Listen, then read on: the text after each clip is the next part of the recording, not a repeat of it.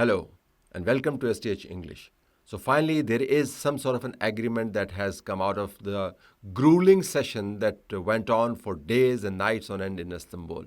There is some sort of a document whose finer print is not available for anybody to look at, but it exists in the shape of a statement issued by Turkey. The statement is right in front of you. It talks about agreement between the two sides about extending the ceasefire, something that was agreed upon by the two sides in Doha agreement. Number two, it talks about the agreement to create some sort of a mechanism to identify violations of the agreement. And thirdly, more importantly, it talks about penalizing those who violate the agreement. It also talks about the principals from two sides meeting up in about 6 days' time and finalizing this deal. It is at that particular point in time, I suppose, when we will get to see the finer point and the finer print of the agreement. The agreement is written, that much we know, and it has the signature of the Taliban, which would mean essentially that Pakistan had its way as far as the core demand was concerned, that whatever we agree upon to begin with, procedurally, you need to really put it in black and white. Verbal assurances and oral articulations of good faith are not going to do the trick for us. So Pakistan has gotten some sort of an agreement from the Taliban on paper in black and white with signature on it. Number two, it is a step forward from where Doha agreement left it. Doha agreement reinforced ceasefire, created enabling environment for the two sides to take it forward. In Turkey, in Istanbul, you have the agreement now talk about the modalities, the nuts and bolts as we call it, essentially meaning what should be the mechanism to identify violations, what sort of monitoring will be done, who will decide what penalty and quantum of penalty. Is it going to be sanctions? Is it going to be censure? Is it going to be warnings? Is it going to be a multi-step way of addressing grievances? And if the two sides do not agree, who's going to be the arbiter? All the mechanics of the implementation mechanism to ensure that violation is not taking place. And if it does take place, somebody has to be held accountable for that. And once that is done, some sort of a penalty is also in order. That entire architect of the agreement will be revealed once the two sides meet up 6 days from now. But the core of that agreement is there. It is just that we don't have access to it.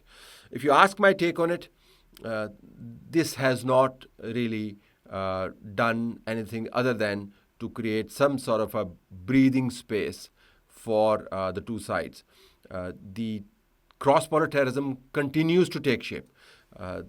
Almost 18 hours before the agreement was signed in Istanbul, you have this major attempt on the border area between Pakistan and Afghanistan around Bajor, where about 2-3 dozen people were trying to infiltrate, including the number two of the TTP.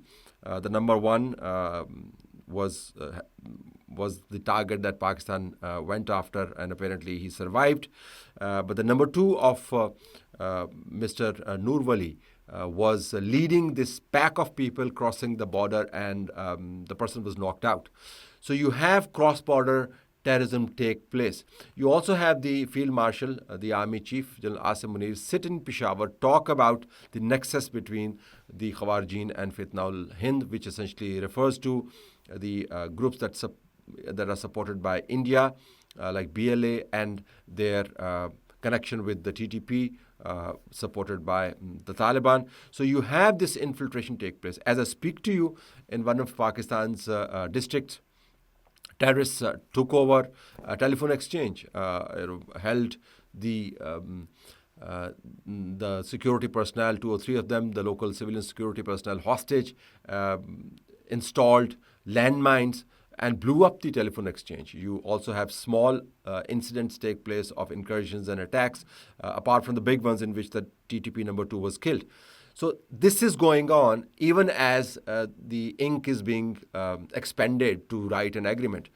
So what I'm saying here is that this has not led to cessation of the normal activity of terrorism that comes from the border. So How does Pakistan now begin to set the deadline for tolerating such incursions? Is it going to start after the principals have signed up a formal agreement? Is it going to start, or has it already started since yesterday? We are not aware of that. But clearly, what is said in Doha and what is said in Istanbul has not translated into real action across the border. So that area needs to be looked at once the agreement is signed. The sanctity of the agreement is not in the signature, the sanctity of the agreement in its implementation. Most importantly, I think the game is still on. As far as Taliban's relations with India is concerned, the main idea continues to be to keep Pakistan busy in Fabian strategy. This strategy essentially refers to wearing thin your enemy through a sustained effort. So it's not like bleeding them through 1,000 cuts or something, but it is kind of more sophisticated than that. You wear them out, you keep them engaged to the extent of exhausting their resources and resolve over a long period of time. That's what the intent is. So that has not gone away. The Taliban intent to harm Pakistan and to keep the border volatile is there.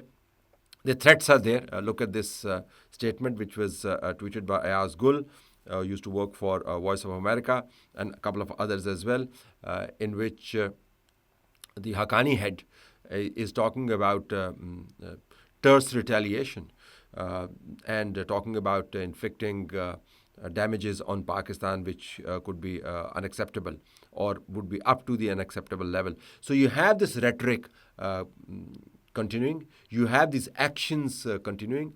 You have no exhibition of real intent by the Taliban to cease their nefarious activities, and yet you have these agreements. So one would like to see what material change does this agreement bring onto the border between Afghanistan and Pakistan, starting yesterday, and perhaps eventually once the principals meet and sign up on it. The real taste of the pudding will lie in its not in its cooking, not in its eating, but in its aftertaste. Once you have eaten it, the agreement, do you really like it? And if you do not like it, you might have to throw it all up. That's the kind of situation we are in. So keep your fingers crossed. The agreement is in place, and its contours will be revealed once the principals meet 6 days from now.